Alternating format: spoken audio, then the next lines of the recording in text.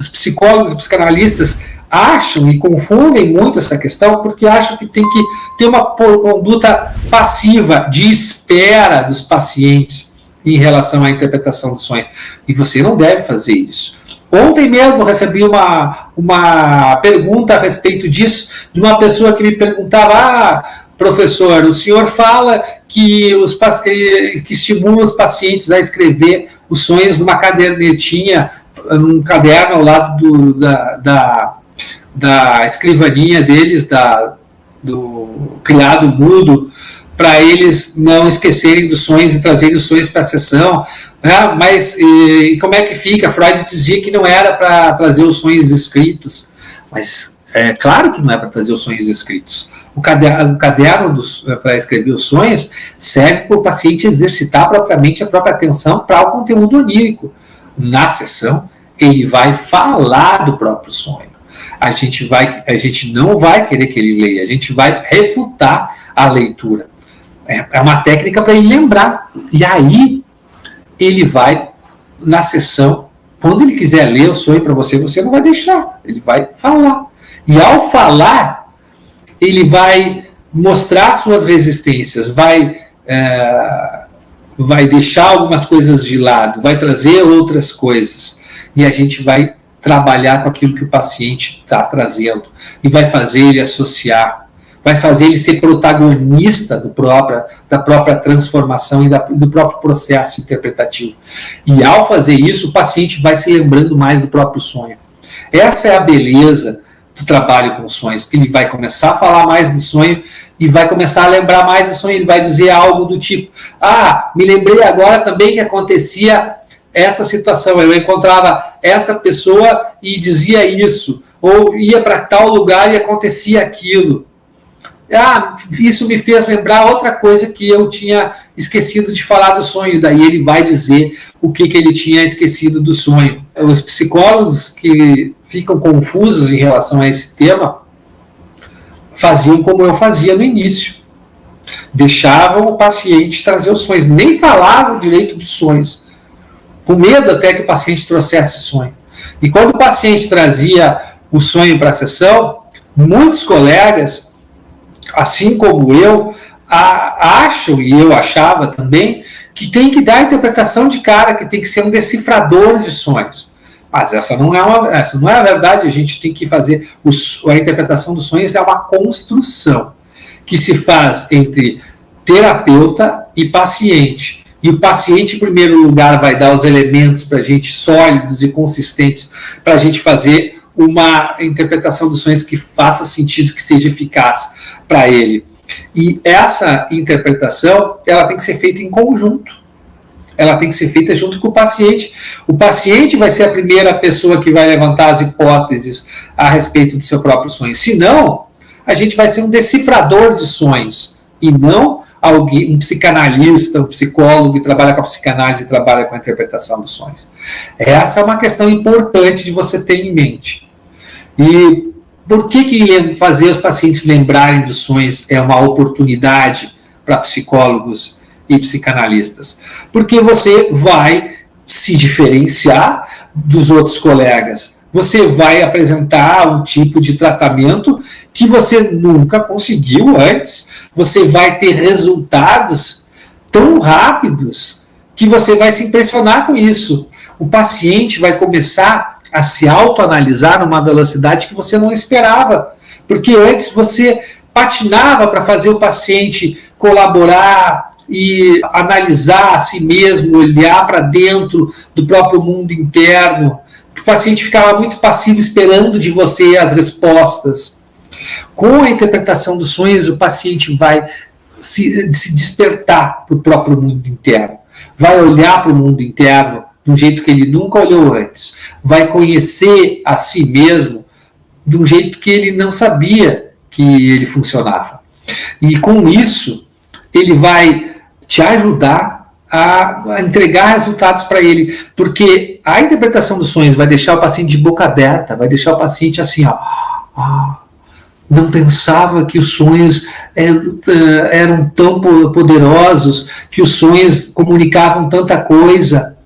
o paciente vai ficar impressionado, vai ficar esperando a próxima sessão para trazer os sonhos. Ele vai ficar comprometido com o seu processo de mudança, com a sua transformação. E você vai ser a referência do paciente em relação a isso. A referência. Eu sei disso, porque agora, por exemplo, eu, quando recebo os novos pacientes, eles já sabem que eu trabalho com a interpretação dos sonhos, que eu sou um especialista nesse ramo de atuação. Então, eles muitas vezes, sem eu precisar falar dos sonhos na primeira sessão, e eu falo dos sonhos desde a primeira sessão, para o paciente saber da importância deles, que a gente vai falar dos sonhos na primeira sessão, o paciente muitas vezes traz espontaneamente um sonho de cara, logo na primeira consulta. Porque ele sabe que eu sou especialista nisso e ele quer que eu ajude a entender os pesadelos que estão atormentando a vida dele, que estão fazendo ele ter noites mal dormidas, acordar e não conseguir dormir mais, ficar com medo de voltar a dormir, porque tem medo de voltar a ter o mesmo pesadelo, e muitas vezes é exatamente isso que acontece. Ele pega no sono e volta a ter o mesmo pesadelo que tinha antes, e ele quer uma solução para isso. E ajudar os pacientes a lembrarem dos sonhos faz com que eles encontrem soluções para os seus problemas emocionais. Porque os sonhos, além de representarem simbolicamente as experiências emocionais, indicam soluções para o paciente, dão direcionamento para como ele resolver suas questões. É isso que o sonho faz. É poderoso por causa disso. É uma oportunidade para psicólogos e psicanalistas, porque você vai se destacar na sua região. Você vai ser identificado como aquele profissional que realmente tem uma escuta do inconsciente poderosa, ilumina os aspectos misteriosos e ocultos da mente do paciente e entrega soluções, resolve problemas emocionais, realmente resolve problemas emocionais, de uma maneira profunda, não de uma maneira superficial, não atacando sintomas como algumas técnicas diretivas fazem, e depois de um tempo os sintomas voltam, ou o mesmo problema aparece, o paciente tem outros sintomas, mas que significam a mesma coisa. Não! Você vai fazer com que o paciente veja a si mesmo de um modo diferente e mude a maneira como ele é e está no mundo, e se relaciona com as outras pessoas, e lida com a própria sexualidade, com a própria inibição sexual, com a própria dificuldade sexual, como ele lida com o próprio ódio, né? Antes descarregava o ódio de maneira agressiva em relação aos outros, e agora ele consegue pensar, porque os sonhos, a análise dos sonhos faz com que a gente consiga diminuir a intensidade da emoção do paciente e abrir espaço para o mental, abrir espaço para o psíquico. Aí o paciente vai conseguir pensar a própria vida, a própria existência, a própria experiência emocional.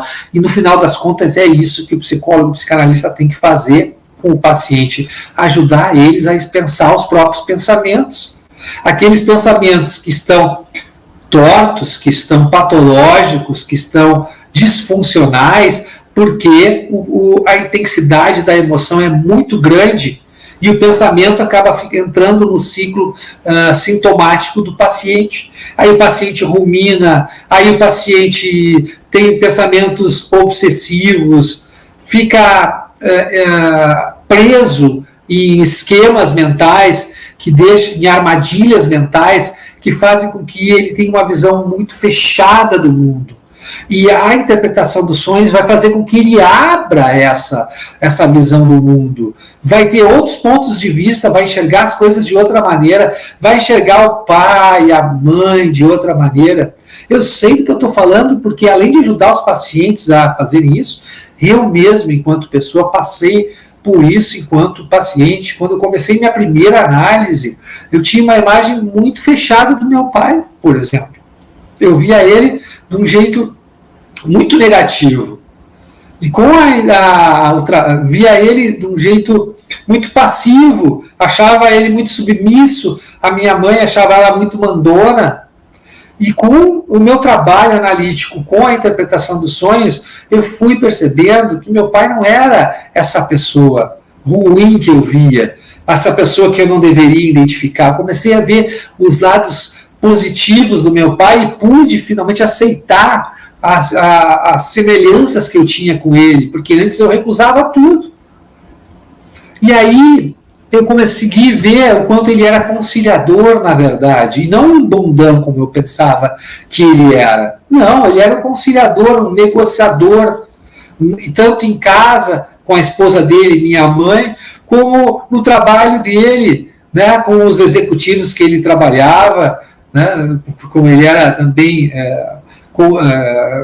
consultor de shopping center, foi gerente de shopping center por muito tempo, então ele tinha que ter essa maleabilidade comunicativa e de negociação.